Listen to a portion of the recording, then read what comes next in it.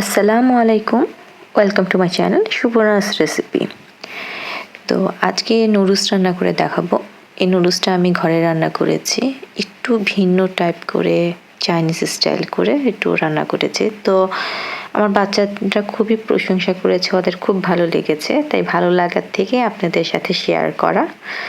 তো আশা করি আপনাদেরও ভালো লাগবে।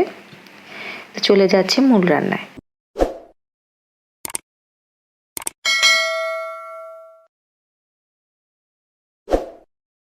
এখানে আমি 6 থেকে 7 পিস চিংড়ি মাছ নিয়েছি।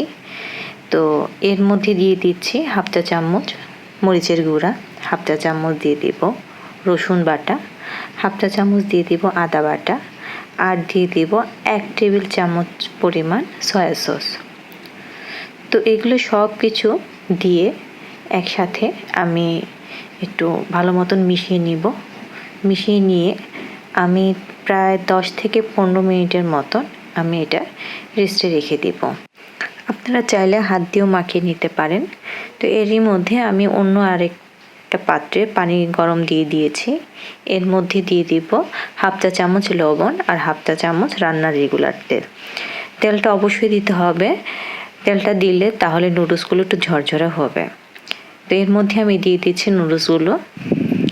তো নুডলসগুলো হতে খানিকটা একটু সময় লাগবে, তো ধৈর্য সহকারে সেদ্ধ না হওয়া পর্যন্ত আমি এটা রান্না করে নেব।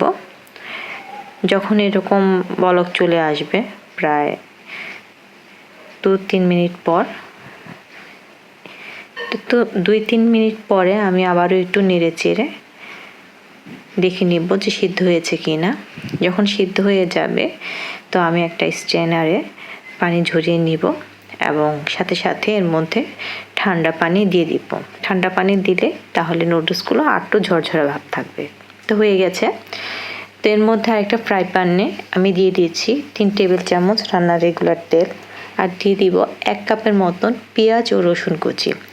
পেঁয়াজ ও রসুন কুচিটা দিয়ে দিব হাফ চা চামচ লবণ। লবণটা দিয়ে সামান্য একটু রান্না করব, একটু রান্না করে নিব।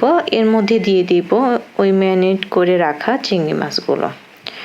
তো দিয়ে ভালো মতন একটু প্রায় 1 থেকে 2 মিনিটের মতন ভালো মতন রান্না করে নিতে হবে, যেন মশলার গন্ধটা না থাকে। তো এভাবে করে রান্না করে নিব। তো কে কোথা থেকে আমার এই ভিডিওটি দেখছেন অবশ্যই আমাকে কমেন্টস করে জানাবেন। আপনাদের মতামত অবশ্যই আমাকে বলবেন। তো এর মধ্যে দিয়ে দিব 2 টেবিল চামচ সয়া সস আর দিয়ে দিব 2 টেবিল চামচ টমেটো সস। দিয়ে আবারও কিছুক্ষণ রান্না করে নিব। এর মধ্যে আর আমি কোনো প্রকার এক্সট্রা লবণ অ্যাড করব না, যেহেতু আমি সয়া সস এখানে 2বার ইউজ করেছি। আর নুডলস সেদ্ধ করার সময়ও আমি এখানে লবণ দিয়েছি, তো আর লবণটা ইউজ করব না।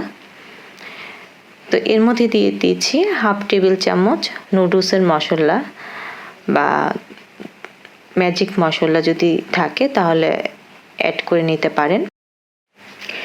এখানে আমি আর কোনো প্রকার কাঁচামরিচ অ্যাড করব না, যেহেতু আমার বাচ্চারা ঝাল খুব কম পছন্দ করে। আপনারা চাইলে কাঁচামরিচটা অ্যাড করতে পারেন। তো আমার ঘরে 2টা সবজি ছিল, পাতাকপি আর গাজর। তো পাতাকপিটা আমি ধুয়ে এভাবে কুচিয়ে নিয়েছি, আর গাজর 2টা গ্রেট করে নিয়েছি। তো এই 2টা সবজি দিয়ে আমি আজকে নুডলসটা রান্না করব। তো এই সবজিগুলো দিয়ে একটু ভালো মতন মিশিয়ে নিব, কিন্তু বেশিক্ষণ রান্না করতে যাবেন না। যদি সবজিটা ওভারকুকড হয়ে যায় আসলে ভালো লাগবে না। আপনারা চাইলে এখানে আপনাদের পছন্দের মতন সবজি অ্যাড করে নুডলসটি রান্না করতে পারেন। তো যারা আমার এই ভিডিওটি দেখছেন সবাই বাসায় একবার হলেও রান্না করবেন এবং আপনাদের মতামত আমাকে অবশ্যই শেয়ার করবেন। আসলে খুব মজা হয়েছিল, আসলে না রান্না করলে বুঝতে পারবেন না। তো সবাই আমার এই চ্যানেলটি সাবস্ক্রাইব করে পাশে থাকে বেল বাটনটি একটু ক্লিক করে দিবেন, যেন আমার পরবর্তী সবগুলো ভিডিও আপনারা খুব সহজে পেতে পারেন। তো তো এর মধ্যে দিয়ে দিব নুডলসগুলো। তো নুডলসগুলো দিয়ে ভালো মতন প্রায় 1 মিনিটের মতন একটু রান্না করে নিব।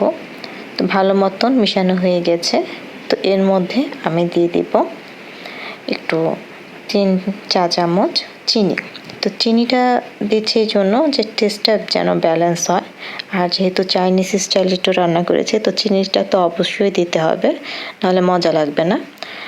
আর দিয়ে দিব 1 টেবিল চামচ পরিমাণ অরিগ্যানো অথবা হার্বস, যদি আপনাদের কাছে থাকে।